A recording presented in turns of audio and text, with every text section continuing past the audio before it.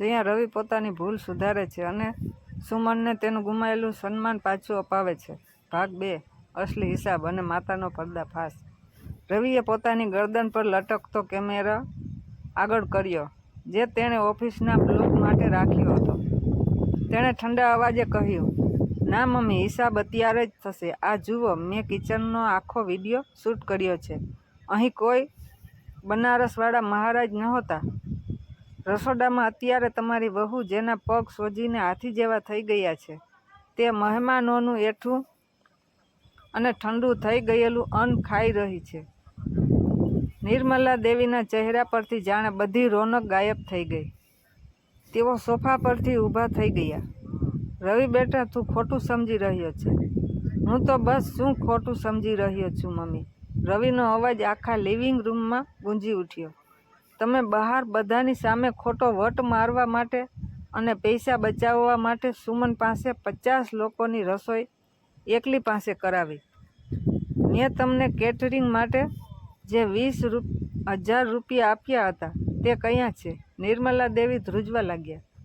રવિ સીધો પોતાની માતાના રૂમમાં ગયો અને તેમની કબાટમાંથી પેલા 20,000 રૂપિયા રોકડા બહાર કાઢ્યા, જે સાસુમાએ પોતાના અંગત ખર્ચ માટે છુપાવી રાખ્યા હતા. રવિએ પૈસા લઈને સીધો રસોડામાં ગયો. સુમન હજુ પણ ત્યાં જ સતબંધ થઈને બેઠી હતી. રવિ તેની સામે ઘૂંટણભેર બેસી ગયો. તેની આંખોમાંથી આંસુ વહી રહ્યા હતા. તેણે સુમનના એ સોજી ગયેલા પગને પોતાના હાથમાં લીધા. "મને માફ કરી દે સુમન." રવિનો અવાજ ગળગળો થઈ ગયો.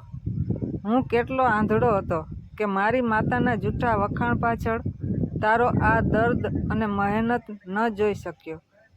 ગઈ રાત્રે તે મને તારી તકલીફ કહી હતી, પણ મેં તેને ઓફિસના ટેન્શનનું બહાનું આપીને ટાળી દીધી. હું તારો ગુનેગાર છું." સુમનની આંખોમાંથી પણ વર્ષોથી રોકી રાખેલા આંસુનો બંધ તૂટી ગયો. રવિએ પેલા 20,000 રૂપિયા સુમનના હાથમાં મૂક્યા અને કહ્યું, "આ તારી મહેનતની કમાણી છે સુમન. જે બનારસવાળા મહારાજના નામે મમ્મી વટ મારી રહ્યા હતા, તે અસલી મહારાણી તો તું છે." રવિએ ઊભા થઈને નિર્મલા દેવી સામે જોયું, જેઓ રસોડાના દરવાજે ગુનેગારની જેમ ઊભા હતા. "મમ્મી, તમે હમણાં સુમનને કહ્યું ને કે કાલે સવારે કિચન સાફ જોઈએ, તો સાંભળી લો, કાલે સવારે આ કિચન સુમન સાફ નહીં કરે. મેં જે પૈસા તમને આપ્યા હતા, એમાંથી કાલે સવારે જ હું એક પ્રોફેશનલ કૂક અને ઘરકામ માટે હેલ્પર રાખી રહ્યો છું. અને હા, કાલે સવારે હું સુમનને લઈને સૌથી પહેલાં મોટા ડૉક્ટર પાસે જઈશ." નિર્મલા દેવી કશું બોલી ન શક્યા. તેમનો બધો ઘમંડ અને જૂઠ એક પળમાં ચકનાચૂર થઈ ગયા હતા.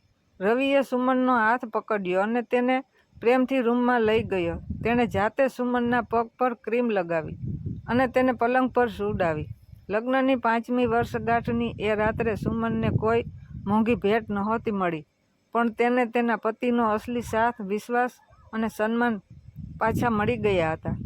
રવિએ મનોમન નક્કી કરી લીધું હતું કે હવેથી તે ક્યારેય કોઈની વાતોમાં આવીને પોતાની પત્નીના ભરોસાનો ખૂણ નહીં થવા દે.